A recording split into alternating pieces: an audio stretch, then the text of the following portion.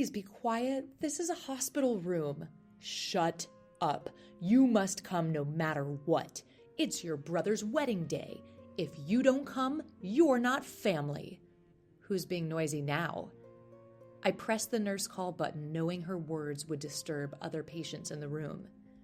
My name is Abby, and I am a 32-year-old office worker. Since I was young, I've focused solely on studying. In turn, I never experienced romance. It was the same throughout high school and college. I loved studying and devoted myself to academics. As a working adult, my focus shifted from studying to work, immersing myself in my job every day. During this time, I turned down several men who approached me because I wanted to prioritize my job. Eventually, men stopped asking me out. I didn't really care about it, but my sister scolded me for being in my 30s and never having a romantic relationship, so she forcibly set up a dinner date for me with a man. That's when I met Ryan. Ryan was a junior coworker at my sister's office, and he was someone she looked up to. This wasn't because he was good at his job, but because he was very honest, had a great personality, and was friendly, so everyone adored him.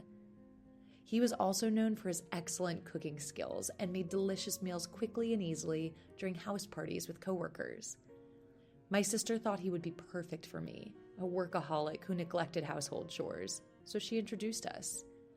When I actually met him, I understood what my sister meant. There was something about him that made me feel at ease. Surprisingly, he fell in love with me at first sight.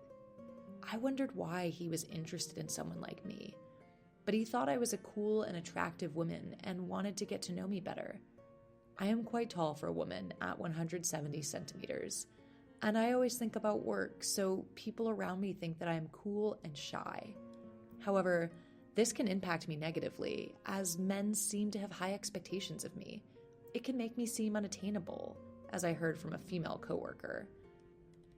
Seeing my blushing face from Ryan's confident approach, my sister smirked and said, "You two should meet again, just the two of you." She then encouraged us to exchange contact information. After that, we went on several dates and started our relationship. In just 6 months, we got married.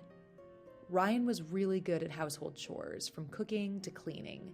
I was terrible at anything other than work, and when I was living alone, my sister was amazed at how messy my place could get in just a few days.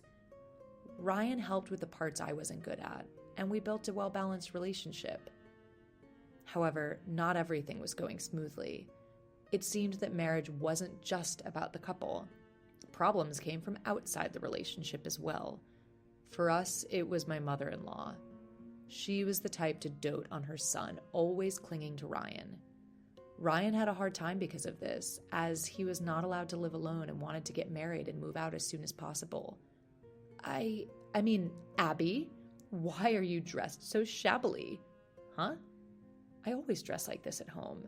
You should dress nicely. It's embarrassing for Ryan's wife to look like that. Among other things. What? Why is Ryan in the kitchen? Because I'm better at cooking. That's not acceptable. Why is the husband cooking? The wife should be the one doing it. It's fine, Mom. I enjoy doing it. My husband would always step in to calm her down, but my mother-in-law felt like I had taken her precious son away from her, so she targeted me. In the midst of all of this, we received news that my brother-in-law was getting married. Of course, we planned to attend the wedding, but unfortunately, I got sick 3 days before the ceremony and had to be hospitalized. My husband and I discussed it, and since the hospital said I needed to stay for about 5 days, it seemed like I wouldn't be able to attend the wedding. There's nothing we can do about it. He said he would let his family know. The cause of my hospitalization was a gastric ulcer, and at first the pain in my stomach was unbearable. But after 2 days, the pain had lessened, and with nothing else to do, I asked my husband to bring my laptop and ended up working. My doctor had told me to rest, but I thought that some light work would be fine, even though I knew it wasn't the best idea. Suddenly, the door to my hospital room rattled open. I thought my husband had come to visit, but it was actually my mother-in-law. "Oh, hi, mother-in-law. What brings you here all of a sudden?" "I came to tell you the time of the wedding." "Huh? I didn't understand. My husband should have informed her that I wouldn't be able to attend the ceremony. Didn't Ryan tell you that I can't attend because I'm in the hospital? He did, so what, huh? A gastric ulcer isn't a big deal. Get better by tomorrow's wedding. If it were something I could heal with simple determination, I wouldn't be in the hospital. I'm still in pain, and I'm not allowed to leave the hospital. I don't care. It's unacceptable not to attend a family wedding. Please keep your voice down. This is a hospital room. Quiet. You must come no matter what. My precious son's wedding. Good grief, who's the loud one here? As much as I'd like to, I can't go in my current condition. You're working, aren't you? Stop lying. Well, I had a bit of a break, so... See, you can come, can't you? No, I can't, as I said anyway. If you don't attend a family wedding, you're not family. If you refuse to come to the wedding, divorce Ryan. What? It's only fair. Choose between getting a divorce or attending my son's wedding. What? What kind of nonsense are you talking about? I pressed the nurse call button because I didn't want to bother the other patients in the room. A nurse came quickly and took my mother-in-law outside. Seriously, what is she even talking about? Later, I received a message saying the wedding ceremony had gone well, and I was discharged from the hospital without any issues. When I got home, my husband and mother-in-law were waiting for me. The thing is, I hadn't told my husband about the exchange I had with my mother-in-law in the hospital room because I didn't want to worry him. And I guess my mother-in-law didn't tell him either. My husband warmly welcomed me. I'll make you anything you want today. But then my mother-in-law said, Sit down, both of you. We need to talk. She made us sit down. My husband looked at his mother, not knowing what was going on. You didn't come to the wedding ceremony after all. As promised, please divorce Ryan. She placed the divorce papers on the table. What? Divorce? Why is this even a discussion? I'm sorry for keeping quiet. I didn't want to worry you before the wedding ceremony. I explained what had happened in the hospital room. Are you serious? He looked at his mother in disbelief. I've never liked you. I'll be relieved once we cut ties with you. Hurry up and sign the divorce papers.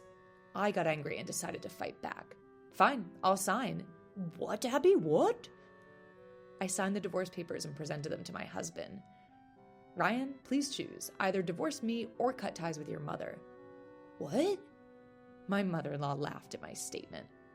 What are you talking about? Ryan is my son. He's going to choose me first, of course. I ignored my mother-in-law's remark and stared at my husband. Then my husband said, I'd rather cut ties with my mother than divorce Abby. At this, my mother-in-law panicked. Why, Ryan? I'm sick of your interference, Mom. You have no right to decide my divorce. What? My mother-in-law then lunged at me. How did you get to him? Excuse me? Why would Ryan choose someone like you who doesn't even do housework and just lives off him? You must be deceiving my son. We were dumbfounded by my mother-in-law's words. Mom, actually, I'm the one being supported here. What? In fact, my husband had quit his job when we got married because he liked doing housework, and I had a really good income. Because I was a workaholic, I worked for a major company and was promoted at an unprecedented speed, becoming a section chief at my age. So my salary alone was more than enough to cover our living expenses. But what about the money you send me? I've been managing our household budget, and I've been sending you the money we saved, but that's going to end now since I'm cutting ties with you. What? Then the mother-in-law changed her attitude, as if turning over a new leaf, and prostrated herself before me. I'm sorry. Please don't cut ties with me. She apologized to me many times, but it was already too late. After all the bullying you've done until now, there's no way we can forgive you. Exactly. If you understand, just leave. No way! And so we completely cut ties with my mother-in-law. By the way, it seems she did the same thing to her other sons and was shunned and cut off by them too. It's really either a lack of learning ability or just baffling. My father-in-law passed away a few years ago, so she seems to be living all alone in their big family house now. After that, we bought a new house and moved so that we wouldn't be attacked by my mother-in-law. Currently, we are living comfortably in our new house, enjoying our days as a happily married couple. Thank you for watching until the end. If you liked it, please subscribe to the channel. See you in the next video.